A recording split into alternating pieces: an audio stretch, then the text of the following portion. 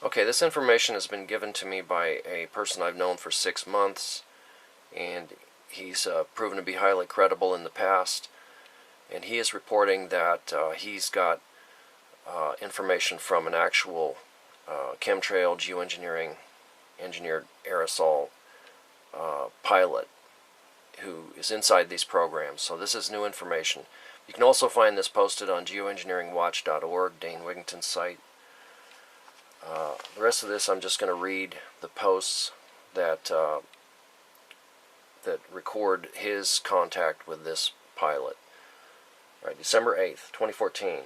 My cousin, who was fired by our dictator just before making rank withheld, sent me information given to him by a friend who is still an Air Force pilot.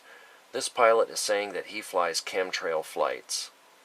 This pilot told my cousin that this global geoengineering effort goes by the name of, quote, Indigo Sky, unquote. At least within the circle of pilots and aviation crews that he works with. They are told to fly specific routes, and satellite comm links control the aerosol dispersal patterns. He says that they only make course corrections from time to time and perform landings and takeoffs. Pilot, navigation, and maintenance crews are rotated constantly and only spend about 18 months at one given base. He states that this is to keep pilots and their families from making too many friends and ending up with loose lips. Plus, they also rotate between day and night flights, one base for daytime flights and one for night. Each base covers a 250-mile zone, and each fleet squadron of planes cover 3 states, or an even larger swath of ocean. They are told to simply do their job and shut the F up. Their superiors will only tell them it's a matter of national security and, quote, without these flights, our enemy's newest technological weapons of war could easily penetrate America's airspace at will. We are dedicated and committed to keeping our allies safe from the same skyward threats, so we extend the arm of protection to those countries who support our efforts. Hostile nations are also building atmospheric shields while in the same discourse, trying to explore weaknesses in our ever-developing air and space-based technologies, unquote. Sounds more like a PR statement to me. I think this pilot either believes what he is told or he is simply trying to sugarcoat their genocide project. December 8th, 2014. My firewall detected multiple intrusion attempts when I Googled the Indigo Sky code as well. Zero information found on the internet for this operation. That is unique. I received a rather lengthy reply from the chemtrail pilot. Here is that text from his or her email. First of all, I would like to say I do not agree with my mission assignments, but what soldier ever truly does? Several of us have considered bucking the ranks and going AWOL from time to time. We are kept in the dark when it comes to getting honest answers about what we are really spraying. Should they discover that we or our families are actively inquiring about your so-called chemtrails term, then automatic and swift disciplinary action will be taken. HAARP and radar are 2 other non-allowed research subjects. Unless our children are learning about these in base schools, we cannot educate ourselves or our children through any public tutoring system. I would not intentionally spray my children or family with toxic aerosols, but as you must know, 80% or better do not have any family or children. Indigo pilots are chosen from the top ranks within the Air Force, Navy, and Coast Guard. Most of the pilots are, quote, hardened to humanity, unquote, and could care less about killing off unwanted or leeching aspects of America and the world. I swear to you, the majority of the pilots are like machines. I call them tanker terminators. I should not be telling you this, but nearly 1/3 of all flights are being orchestrated from small unnamed islands, where newly constructed bases are being built, at a rate of 8 per year. On these extremely remote islands, there are HAARP arrays of every possible design, with many arrays surrounding these islands, within the depths of the ocean itself. The Navy has developed sophisticated underwater construction technology that allows fully autonomous robot submersibles to travel great distances and even manufacture parts for these massive underwater arrays as they progress across the open sea floor. Every time that you see or hear about military exercises at sea, they are basically there to give support and resupply their army of underwater robotic minions. There is possibly one aquatic robot per plane, and will soon be double that. You will never be able to Google Earth search any of this, other than an occasional error in blurring some island bases or smudging images of underwater arrays. It is impossible to locate all these artifacts. They even paint fake clouds over some of our island installations to keep prying eyes away. I have been shown some of these images by civilian friends. That is the reason I know this.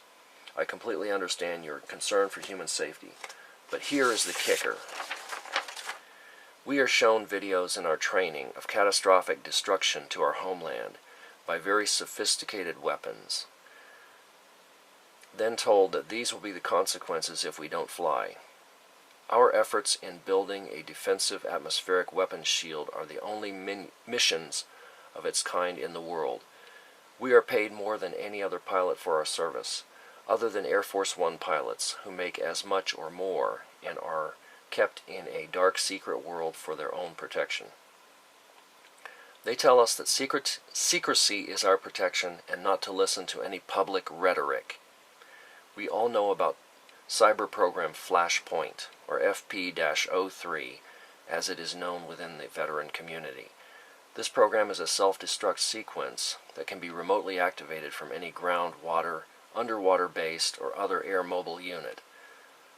The signal is encrypted through 3 satellites and cannot be jammed or blocked. At any given moment, you could have only 15 seconds to make your peace with your God. They tell us that FP exists to keep planes from accidentally going down in heavily populated areas. They can remotely detonate our planes over safe zones, but in the back of your minds, our minds, we are pretty sure this is a fail-safe program to keep pilots from turning over assets to any public, private, or civilian authorities. Have you ever seen any member of the crew survive the few crashes that have occurred? Every plane that has gone down was completely destroyed for good reason, I'm sure. We risk our lives in more ways than one every single time we fly, especially night flights. They are ordering us to fly at lower and lower altitudes. We feel like massive Dark Force Empire crop dusters, and know that one night Bubba or Billy Joe will fire their long rifles at us when we spray their moonshine-making operation or pass over an illegal Mary Jane crop. I know for a fact that some planes have been shot at and subsequently brought down by mostly Russian, Chinese, and Korean weaponry. But the media will never cover these events, as they are not allowed to report on our flights either. That must be true, for I have yet to see a detailed or in-length report of our missions on any public venue, other than conspiracy shows and anti-government websites. I risk everything for disclosing so much information, and you will find very few like me. Even my own flight crew would have me arrested and court-martialed if they knew of this dialogue. That is why I cannot email you directly. But from what your cousin tells me, you are also risking everything just to get this information out to your colleagues. I salute you, sir, for standing up to the establishment and Big Brother. I would love to go home tomorrow and not rack up one more single minute of flight time, except for a sweet little Piper Cub or a rat-tail barn racer. I miss those beautiful blue skies from my youth, and I am ashamed for hazing over that dream. Maybe more of my fellow pilots will read or hear about this and decide to come forward as well. I only know a small fraction of the larger picture, as they compartmentalize everything. Should I become aware of any new significant developments, I will email your cousin. And now this is the man I have contact with. He says he senses a wavering within the ranks and feels that a kind of mutiny is being boiled to the surface of this whole geoengineering global whitewashing, if you catch my drift. My cousin still has friends in high places too, so he is helping to protect the pilot.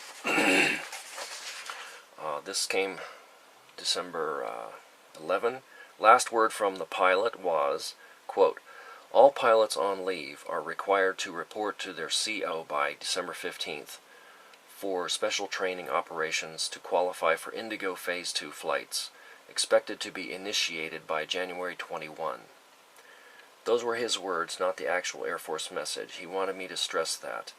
He believes that the focus of their flights will be moved to areas east of California and Texas in order to progress the drought further into the heartland. Plus, he feels that a very new, extremely toxic chemtrail mix is going to be sprayed using new technology that makes these special chemtrails completely invisible. Atmospheric shield of protection. He doesn't believe that either. So that's the end of the message from this chemtrail pilot. And I just, from my own experience, I've had a lot of contact with this guy for 6 months via the internet, and basically everything he's told me has turned out to be true, so I have no reason to doubt any of this. So, hope you can forward this. This also points out how difficult it is to fight this program, because the people inside the program are not subject to public opinion or public information sources. So we need to brainstorm and come up with a way to shut down this program, as it is actually heating the planet and killing everything with elevated UV and toxic metals. Thank you for listening.